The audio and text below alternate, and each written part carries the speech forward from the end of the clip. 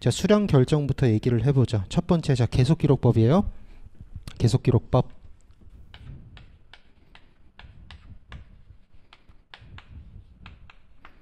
계속기록법은 말 그대로 계속 기록하는 거예요.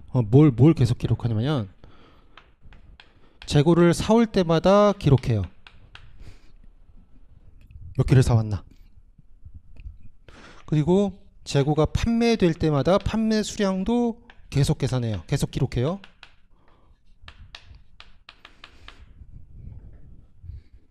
요게 계속기록법이에요. 그러니까 기초 재고가 있었죠? 자, 단기 매입한 게 있죠? 매입하는 걸 기록한다 그랬으니까. 그다음 판매한 것도 기록하니까 매출원가의 수량도 계산한다고요. 이렇게. 자, 그러면 결과적으로 뭐가 나와요? 기말 재고가 나오는 거예요. 아까 썼던 식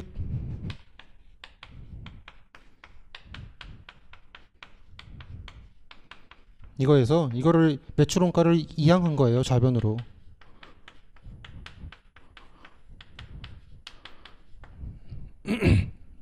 기초재고는 전기에서 넘어왔을 테니까 별도로 기록할 거 없고 전기에다 기록했을 테니까 올해 이렇게 매입한 거하고 판매한 수량을 기록한다고요. 그래서 기말재고 수량을 계산하는 방법, 얘가 계속기록법이에요. 자, 이 계속기록법을 사용하게 되면 거기 227페이지에 첫 번째 박스에 나와 있죠. 기초재고 수량에다가 단기 매입 수량을 더해서 판매 수량을 빼서 기말재고 수량을 곱한다 이렇게 돼 있죠. 기말재고 수량을 구한다 이렇게 돼 있죠. 이렇게 구하는 거예요. 자, 장부에 이렇게 기록해 놔요. 이렇게 기록해 놓은 다음에 자, 기말이 되면 12월 31일이 되면 재고를 쌓아 놓은 창고에 가봐요. 창고에 가봐서 실제 이 장부에 적혀 있는 수량이 실제로 창고에 그대로 잘 있나 확인해 본다고요. 근데 만약에 이게 수량이 차이가 나면 만약에 여기가 100개, 장부상으로는 딱 기말에 100개가 남아야 되는데 창고에 나갔더니 창고에 가봤더니 80개밖에 없더라. 그럼 20개가 비잖아요. 그럼 그 20개에 대한 금액을 재고자산 감모 손실이라고 해서 비용 처리해요.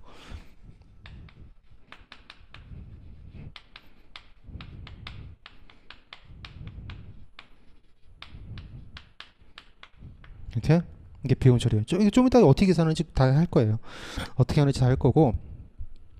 자, 이렇게 20개가 딱 비었을 때 20개가 다 비었을 때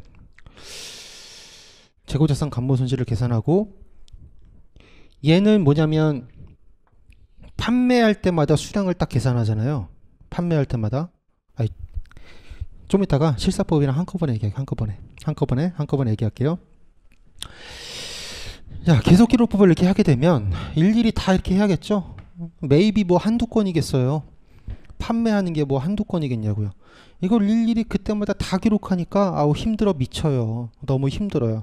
장부 작성이 너무 힘들어요. 너무 힘들어요.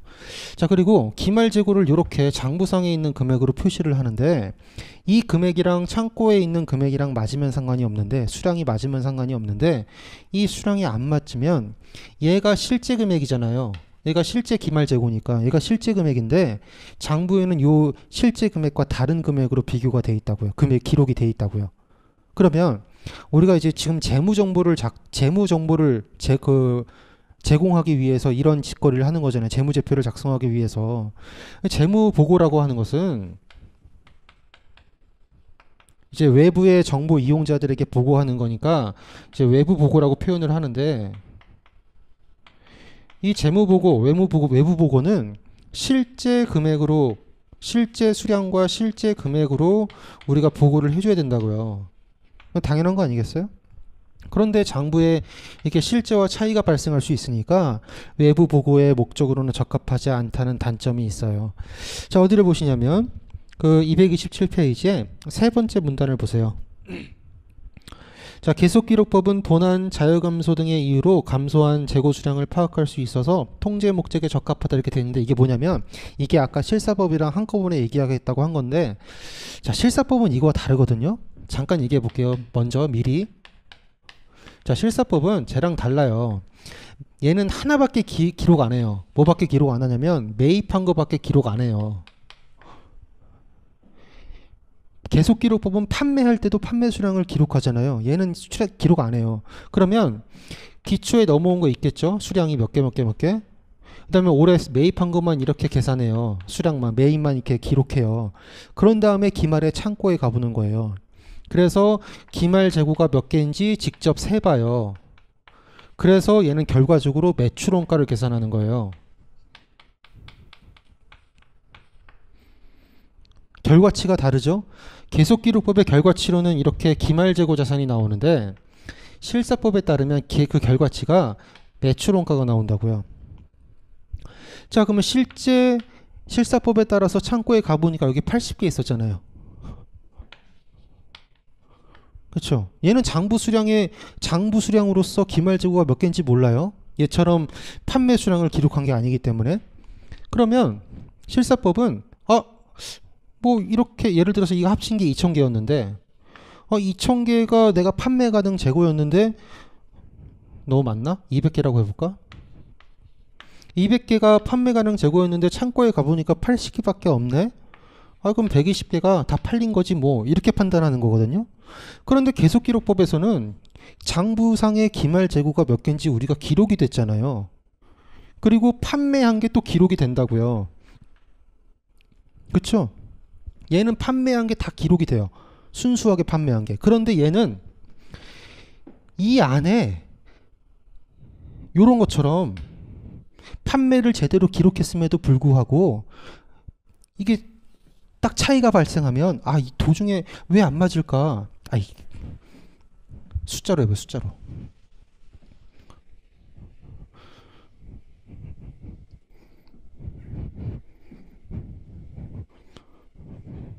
실사법부터 보세요. 실사법부터. 자, 기초 재고에 100개 있었어요. 그 다음에 단기 매입이 1000개예요. 그리고 판매한 걸 다 기록을 해보니까 그게 200개예요. 이렇게. 그래서 기말 재고가 가만히 있어봐. 몇 개야? 그러면은 900개죠. 기말 재고가 900개네. 이렇게 판단하는 거고요. 이렇게. 이게 실사법이에요. 실사법. 이렇게 하면 또 달라지지. 어쨌든 얘가 실사법. 얘가 계속기록법이죠. 계속기록법. 계속비로 이렇게 되는 거 다 기록하는 거니까 단기 매입한 것도 기록하고 판매한 것도 기록하고 그래서 기말 재고를 계산하는 거 이게 계속기록법이죠. 그런 다음에 창고에 가본다고요. 창고에 가봤더니 700개밖에 없는 거예요. 그러면 이상하죠. 내가 판매할 때마다 제각 다 계산했는데 200개라고. 그러면 영락 없이 900개가 딱 남아야 되는데, 그쵸? 왜 이게 좀 수치를 바꿀까? 900개를 팔았다고 보고 200개가 남았다고 보고 여기 100개라고 해보세요. 자, 그러면 200개가 영락 없이 딱 남아야 되는데 왜 창고에 100개밖에 없을까? 팔린 건 내가 다 기록했는데 이게 뭐지? 이게 뭐 돈 안 됐거나 뭐 파손이 일어났거나 혹은 잃어버렸거나 한 거구나 라고 해서 얘를 재고자산 감모손실로 처리하는 거예요.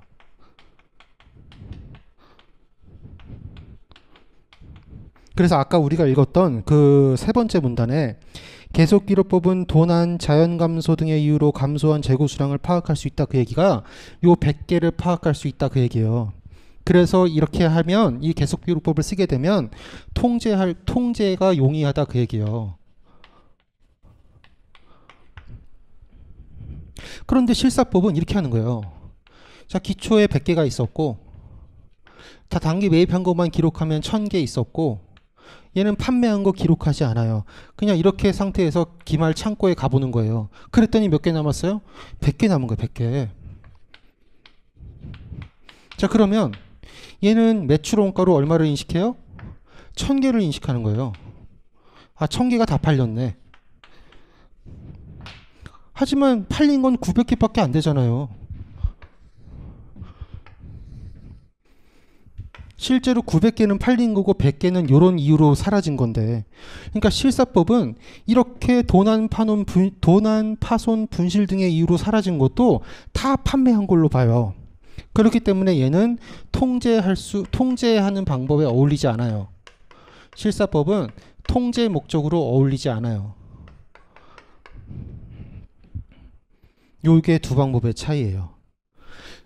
자, 그리고 아까 말씀드렸죠? 이렇게 장부 금액으로 실제와 차이가 나는 장부 금액으로 기말 재고를 기록하다 보니까 외부 보고에 적합하지 않은데, 얘는 실제 수치로 다 기록하잖아요. 기말 재고든 매출원가든 뭐 틀리고 맞고를 떠나서 다 실제치니까 얘는 외부 보고에 적합하다고요. 계속기록법의 장점이 실사법의 단점이에요. 장점, 단점. 그리고 계속기록법의 단점이 외부 보고에 적합하지 않다는 단점이 이 실사법에는 장점이에요. 그러니까 계속기록법 혹은 실사법 쪽의 장단점 한쪽만 외우시고 그 반대가 거꾸로 된다 이렇게 외우시면 돼요. 이렇게. 그러니까 계속기록법 장점을 외우고 이 계속기록법의 장점이 실사법의 단점 이렇게 외우시면 된다고요. 이렇게. 자, 그리고 얘는 단기 매입한 거, 판매한 거 다 기록하니까 되게 직원들이 힘들어 하는데, 얘는 그럴 필요가 없죠. 매입만 기록하면 되니까. 좀 이거에 비해서 작성하기가 조금 더 수월하잖아요. 장부 작성이 좀 쉽다. 그런 장점이 있어요.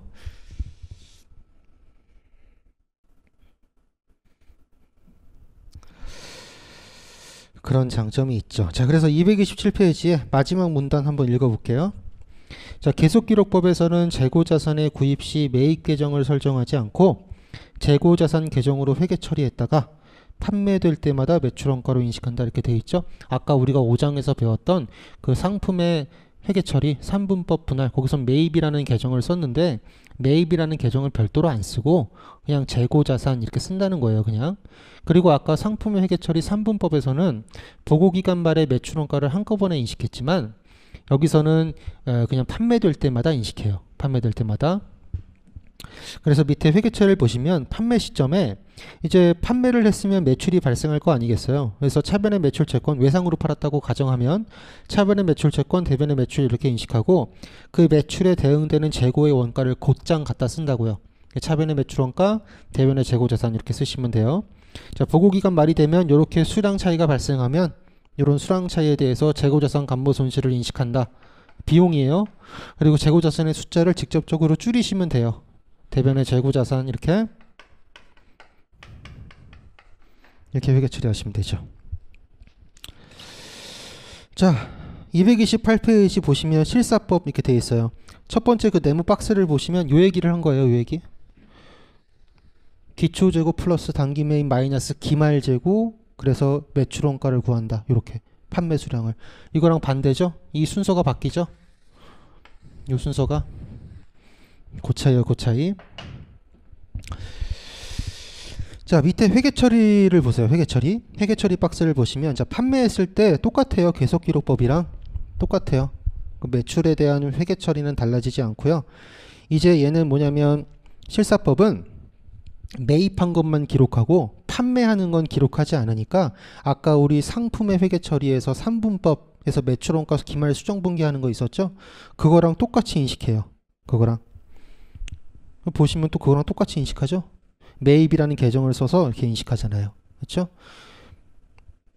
자, 그림 8-4에 정리가 되어 있어요. 그 장단점을 보시면 계속기록법의 장점이 실사법의 단점에 가서 적혀 있죠. 그리고 계속기록법의 단점이 실사법의 장점에 가서 적혀 있죠. 그렇게 반대로 외우시면 된다고요. 그리고 중간에 상품 계정의 분할, 그게 아까 우리 5장에서 배운 거예요. 상품 계정을 분할하는 경우, 분할하지 않는 경우. 상품 계정을 분할하는 경우가 뭐였냐면 3분법을 쓰는 거였죠. 그렇죠? 그래서 마지막 기말에 매출원가를 인식하는 기말 수정 분기를 했었던 거고, 계속기록법은 분할을 하지 않아요. 그래서 판매할 때마다 그때그때 매출원가를 쭉 인식하는 거예요. 그런데 실사법은 판매를 기록하지 않으니까 나중에 3분법 이렇게 상품 계정을 분할해야 된다고요. 그래서 매출원가를 한 번에 인식해요. 자, 229페이지에 자, 예제 하나 있어요.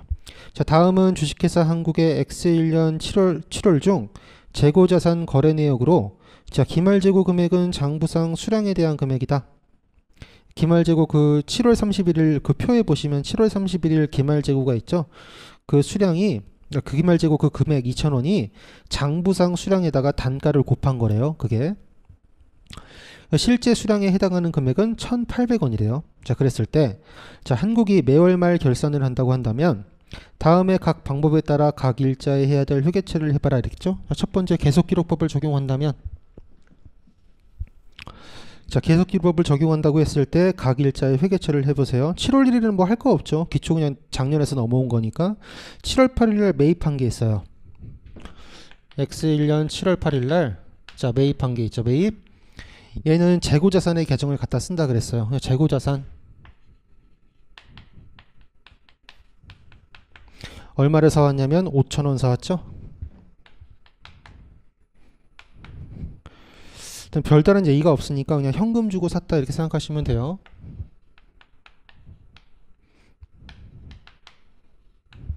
그런 다음에 7월 12일 날 팔았죠. 매출이 있었어요. 7월 8일 날, 7월 12일 날, 7월 12일 날. 그럼 이제 매출을 인식해야죠. 그 표에 보니까 매출 금액이 나와 있죠. 6,000원이라고. 별다른 예의가 없으니까 현금 판매했다고 보시면 돼요. 자, 계속기록법이니까 판매할 때 바로 매출원가를 인식해 줘야 된다고요.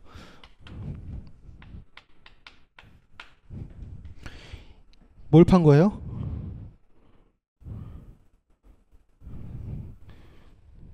기초재고 몇 개 있었어요? 7월 1일 날 1,000원. 단기 매입이 얼마예요? 여기 5,000원.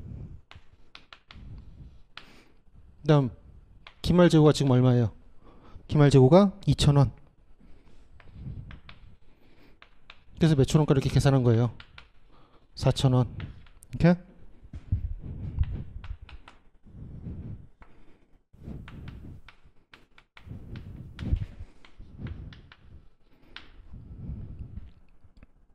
이렇게. 이렇게 계산한 거죠. 이렇게. 이거 아시겠죠? 네. 그 다음에 7월 31일 날 기말재고가 있죠. 기말재고가 2,000원인데 그 표 위에 보면 실제 수량에 해당하는 금액이 1,800원이라 그랬잖아요. 장부에는 기말재고가 2,000원으로 적혀 있는데 실제 창고에 가서 실제 수량으로 기준으로 계산해 보니까 200원이 모자라잖아요. 걔가 재고자산 감모손실이라고요.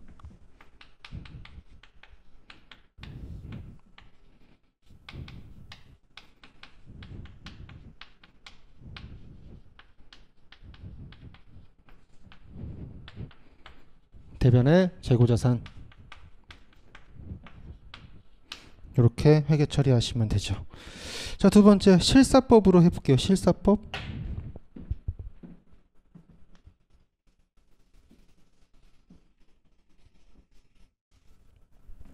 실사법은 상품 계정을 분할하죠. 자, 분할해요. 매입을 따로 매출을 따로 기록하지 않기 때문에 그럼 7월 8일 날 자, 매입한 게 5,000원 있는데 얘는 재고자산이라고 안 쓰고 그냥 매입이라고 쓰죠. 5,000원 이렇게. 자, 현금 주고 샀죠. 5,000원 이렇게. 그 다음에 7월 12일 날 판 게 있죠. 자, 매출 있어요. 매출 6,000원. 현금 6,000원. 판매 기록하지 않아요. 실사법이기 때문에. 그 다음에 7월 31일이 되면 이제 여기서 월말 결산, 매달 결산한다고 했으니까 얘는 1년 말, 보고기간 말 12월 31일에 하는 게 아니라 월 말마다 매출원가를 계산하는 거예요. 자, 아까 했던 거 기초재고가 다 팔렸다고 본다.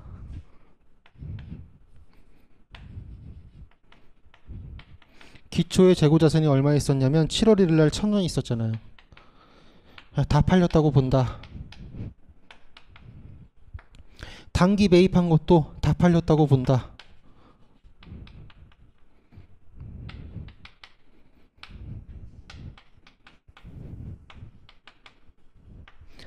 그런데 실제 창고에 가보니까 1,800원이 남아있더라.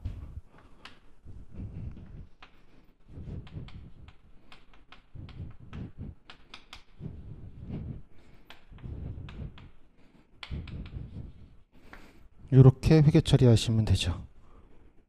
자, 주의하실 거, 기말재고가 아까 계속기록법에서는 표에 있는 것처럼 장부에 얼마로 적혀요? 2,000원. 근데 실제에 가보니까 1,800원. 그래서 200원의 재고자산 감모손실을 계산해냈지만 실사법은 장부상의 기말재고 수량이 안 나타나요. 그냥 기말에 창고에 실제로 가서 세보기 때문에. 그래서 재고자산이 그냥 1,800원으로 그냥 기록이 되는 거예요. 실사법에 따르면 재고자산 감모손실은 나올 수가 없어요. 그렇죠? 다 매출원가로 처리하는데 뭐 나올 수가 없죠. 자, 230페이지 와보세요. 이제 기말재고 수량에 포함할 항목이 되어 있는데 그 첫 번째 네모 박스를 보시면 기말재고 수량은 그렇게 계산하시는 거예요. 회사 창고에 보관되어 있는 재고 당연히 내 거예요. 당연히 우리 거예요. 여기다가 우리 창고에 보관되어 있지만 다른 회사가 잠깐 보관을 부탁한 게 있어요. 그러니까 다른 회사 소유죠. 우리 창고에만 그냥 있기만 할 뿐이죠. 그럼 우리 소유가 아니니까 그런 수량이 있다면 빼줘야 되고요. 반대로 우리 창고에 자리가 모자라 갖고 다른 회사에 잠깐 보관을 부탁한 경우가 있을 수 있어요. 그러면 다른 회사 창고에 있지만 소유권은 우리에게 있잖아요. 우리 거잖아요. 그거는 더해줘야 되겠다 그 말이에요. 자, 이게 중요한 게 그 방가로 1번의 미착상품이죠. 미착상품.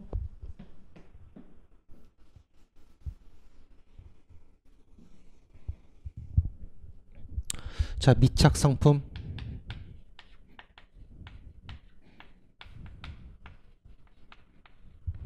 자, 미착상품이 있어요. 미착상품. 미착상품은 아직 도착하지 않은 상품이에요. 두 가지로 나눠서 생각해 보셔야 되는데요. 자, 하나가 뭐냐면 FOB 선적지 인도 조건이고요.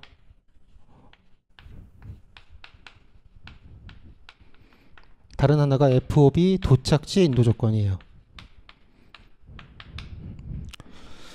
자, 이걸 생각해 보세요. 우리나라가 이렇게 있으면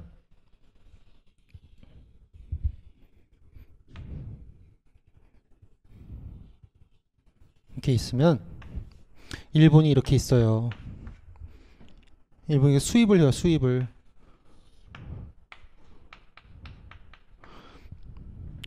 배를 이렇게 배에다가 물건을 싣고 이렇게 오죠.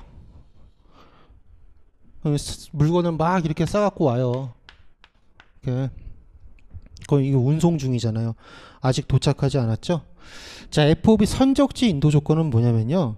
이렇게 배에 선적할 때 수익과 비용을 인식하는 거예요. 그게 선적지 인도 조건이에요. 도착지 인도 조건은 이렇게 도착했을 때 수익과 비용을 인식하는 거예요. 자, 그러면 판매자와 구입자 입장에서 생각해 보세요.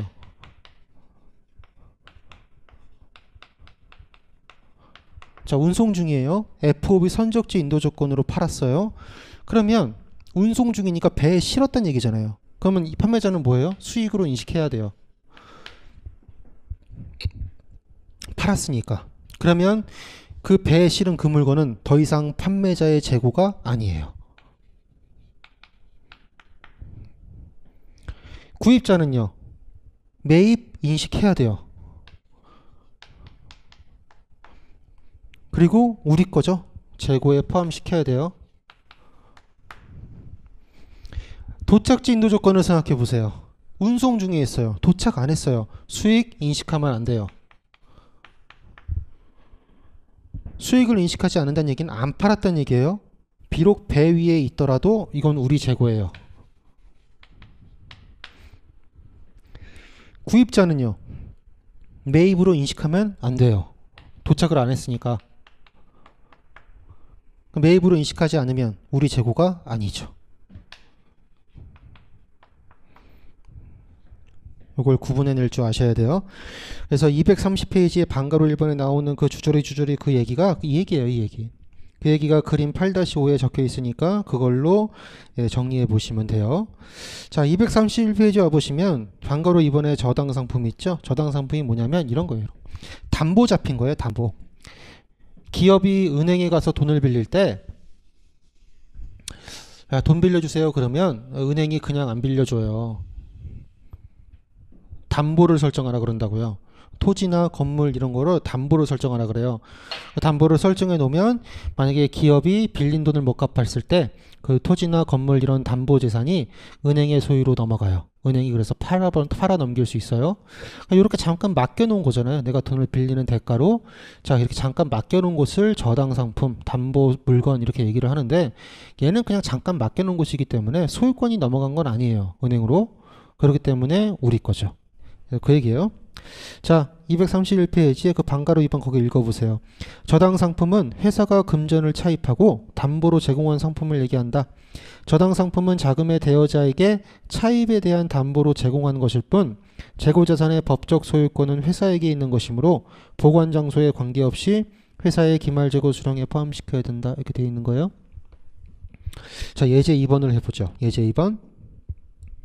자, 12월 말 결산법인인 주식회사 한국은 X1년 12월 31일 현재 창고에 10만원의 재고자산을 보유하고 있대요. 그러니까 실제 보고기간 말에 창고에 가서 실제로 세보니까 그게 10만원이더라 그 얘기예요. 자, 다음은 기말재고 수령과 관련된 자료들이다. 그래서 양가로 1번부터 5번까지 자료가 주어져 있죠. 자, 그랬을 때 물음을 보니까 자, X1년 말 현재 기말재고 자산으로 보고할 금액을 계산해봐라 그랬죠. 양가로 1번부터 5번까지의 내용을 반영하기 전에 창고에 있는 금액이 10만원, 10만원. 이제 양가로 1번부터 양가로 5번까지 다 조정을 해갖고 제대로 된 금액을 계산해봐라. 그 문제예요. 자, 양가로 1번 보니까 선적지 인도 조건으로 매입하고 있는 상품 2만원이 지금 운송 중에 있대요. 자, 내가 지금 사오고 있어요. 그러면 사오고 있으니까 자, 매입으로 인식을 할 건가 말 건가 결정해 봐야 되고 그래서 우리 재고가 맞나 아닌가를 생각해 봐야 돼요. 자, 선적지 인도 조건이고요. 운송 중에 있죠. 배에 실었잖아요. 선적지 인도 조건이니까 배에 실으면 인식하는 거예요. 매입이 맞다고요. 그러니까 우리 재고가 맞죠. 창고에 없다 하더라도. 자, 그러면 2만원을 여기다 포함시켜야 돼요. 이렇게 우리 재고에 포함시켜야 돼요.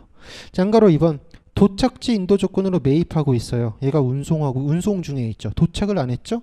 그럼 매입 인식하면 안 돼요. 매입을 인식하면 안 되니까 우리 재고가 아니죠. 그럼 얘는 그냥 내비두면 돼요. 아무것도 조정 안 하면 돼요. 양가로 3번 선적지 인도 조건으로 이번엔 판매하고 있어요. 판매하고 있는데 얘가 지금 운송 중에 있죠. 그러면 판매라면 자, 수익을 인식할 것인가? 그래서 우리 재고에 포함을 시킬 것인가 말 것인가? 그걸 생각해 봐야 되는데 자, 얘가 지금 선적지 인도 조건으로 운송 중에 있으니까 수익을 인식해야 돼요. 그리고 운송 중에 있으니까 실제 창고에는 그 금액이 그 재고가 없겠죠. 그 금액이 없을 거예요. 그리고 수익을 인식했으니까 당연히 우리 재고도 아니잖아요. 우리 재고가 아니라서 빼려고 보니까 이미 걔는 배 위에서 저기 가고 태평양을 건너고 있고요. 우리 창고에는 없잖아요. 그러니까 조정할 게 없죠. 여기다가 또 이게 거기 원가 3만원을 빼면 안 된다고요. 이미 빠진 거니까. 이거 실제 가서 세본 거잖아요. 이렇게. 자, 양가로 4번 도착지 인도 조건으로 판매하고 있어요. 운송 중에 있죠. 그럼 도착을 안 했으니까 수익을 인식하면 안 돼요. 자, 우리 재고에 포함시켜야 돼요. 우리 재고에 포함시켜야 되는데 이거 실제 수량이니까 저 태평양 바다를 건너고 있다 그래서 여기에 포함이 안 됐다고요. 포함시켜야 돼요. 얼마냐면 원가가 24,000원이죠. 24,000원을 여기 포함시켜야죠. 이렇게. 그 다음에 양가로 5번 차입금에 대해서 담보로 제공한 저당 상품이 보고기간 말 현재 5,000원인데 이게 거래처의 창고에 가 있대요. 그렇다 하더라도 법적 소유권이 우리에게 있다고요. 그래서 5,000원을 포함시켜야 돼요. 이건 우리 창고 금액이니까 그 5,000원이 빠져 있을 거잖아요. 그래서 5,000원을 여기다 더해줘야 된다고 이렇게. 그러면 이거 다 계산하면 실제 창고 금액이 나오겠죠. 이게 49,000원이니까 149,000원이 올바른 기말 재고 금액이겠죠.